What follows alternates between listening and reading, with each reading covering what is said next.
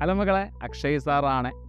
ഒട്ടനവധി റിസൾട്ടുകൾ സൃഷ്ടിച്ച സൈലം സ്കൂളുകളിലേക്ക് 100% സ്കോളർഷിപ്പോട് കൂടി പഠിക്കാൻ നിങ്ങൾക്കും അവസരമുണ്ട് മക്കളെ. ഈ വരുന്ന സെപ്റ്റംബർ 13 സ്കോളർഷിപ്പ് എക്സാമായ നെസ്റ്റ് സംഘടിപ്പിക്കുകയാണ് മക്കളെ. ഈ ഒരു എക്സാമിനേഷൻ നിങ്ങൾ ക്ലിയർ ചെയ്യുകയാണെങ്കിൽ തീർച്ചയായിട്ടും 100%-ഓളം സ്കോളർഷിപ്പോട് കൂടി തന്നെ നിങ്ങൾക്ക് സൈലം സ്കൂളുകളിൽ പഠിച്ച് നിങ്ങളുടെ ഡ്രീം അംബീഷനിലേക്ക് എത്താൻ സാധിക്കും. നിങ്ങളുടെ ആഗ്രഹം ഒരുപക്ഷെ ഡോക്ടർ ആവണം, എഞ്ചിനീയർ ആവണം എന്ന് ആഗ്രഹിക്കുന്ന മക്കൾക്ക് തീർച്ചയായിട്ടും ഒരു സുവർണ്ണ അവസരം തന്നെയാണ്. സൈലത്തിൻ്റെ വെൽ സ്ട്രക്ചേർഡ് ആയിട്ടുള്ള സ്റ്റഡി മെറ്റീരിയൽസും വെൽ സ്ട്രക്ചേർഡ് ആയിട്ടുള്ള പ്ലാനിങ്ങിലൂടെ തീർച്ചയായിട്ടും വളരെ അനായാസം തന്നെ നിങ്ങൾക്ക് എക്സാം ക്ലിയർ ചെയ്തുകൊണ്ട് നിങ്ങളുടെ ഡ്രീമിലേക്ക് എത്താൻ വേണ്ടി സാധിക്കും.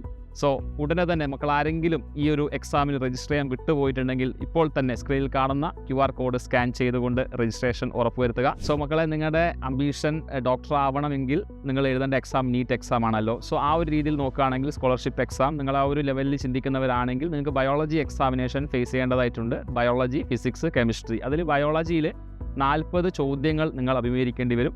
സോ നമുക്ക് ആ സിലബസ്, ബയോളജിയുടെ സിലബസ് നമുക്ക് ഏതൊക്കെ വരുന്നു എന്ന് നമുക്ക് നോക്കാം.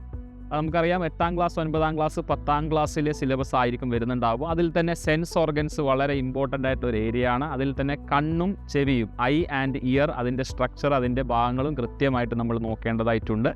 പിന്നെ ന്യൂറോണിനെ കുറിച്ച്, നെർവസ് സിസ്റ്റത്തിൻ്റെ നമ്മുടെ യൂണിറ്റായ ന്യൂറോൺ അഥവാ നെർവ് സെല്ലിൻ്റെ സ്ട്രക്ചറും അതിൻ്റെ ഫങ്ഷൻസും കൃത്യമായിട്ട് നോക്കി വെക്കണം. പിന്നെ ബ്രെയിന്, അതിൻ്റെ പാർട്സ്, അതിൻ്റെ ഫങ്ഷൻ, ഓരോ പാർട്ടിൻ്റെയും കൃത്യമായ ഫങ്ഷൻസ് പഠിക്കണം. പിന്നെ ഫോട്ടോസിന്തസിസ് എന്ന് പറയുന്ന പ്ലാന്റ് ഫിസിയോളജിയിലേക്ക് വരുമ്പോൾ അവിടെ ഡാർക്ക് റിയാക്ഷൻ, ലൈറ്റ് റിയാക്ഷൻ, അവിടെ നടക്കുന്ന കാര്യങ്ങൾ വളരെ കൃത്യമായി തന്നെ പഠിച്ചു വെക്കണം.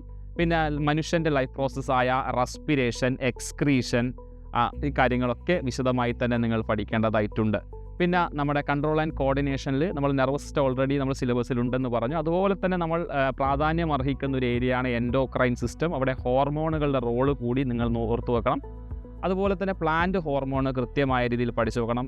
എൻഡോക്രൈൻ സിസ്റ്റത്തിലേക്ക് വരുമ്പോൾ ഞാൻ നേരത്തെ പറഞ്ഞതുപോലെ adrenal gland, thyroid gland, pancreas, parathyroid gland, ഈ ഗ്ലാൻഡുകളെക്കുറിച്ചും ഇവർ ഉൽപ്പാദിപ്പിക്കുന്ന ഹോർമോണുകളെക്കുറിച്ചും അതിൻ്റെ കൃത്യമായ ഫങ്ഷൻസും കൃത്യമായി പഠിക്കേണ്ട സാഹചര്യമുണ്ട് ബയോളജിയെ സംബന്ധിച്ചിടത്തോളം. അപ്പോൾ ഈ ഒരു മികച്ച അവസരം തീർച്ചയായിട്ടും എല്ലാവരും ഉപയോഗപ്പെടുത്തണമെന്ന് തന്നെയാണ് സാറിന് പറയാനുള്ളത്. ഇതുപോലൊരു അവസരം നമ്മൾ കിട്ടുമ്പോൾ തീർച്ചയായിട്ടും നമ്മൾ എന്ത് ചെയ്യുക, അത് നമ്മൾ മാക്സിമം നമ്മളതിൽ നമ്മുടെ എഫേർട്ട് എടുത്തുകൊണ്ട് തീർച്ചയായിട്ടും ഈ മികച്ച വിജയം നേടാൻ പറ്റുന്നൊരു എക്സാം തന്നെയാണ്.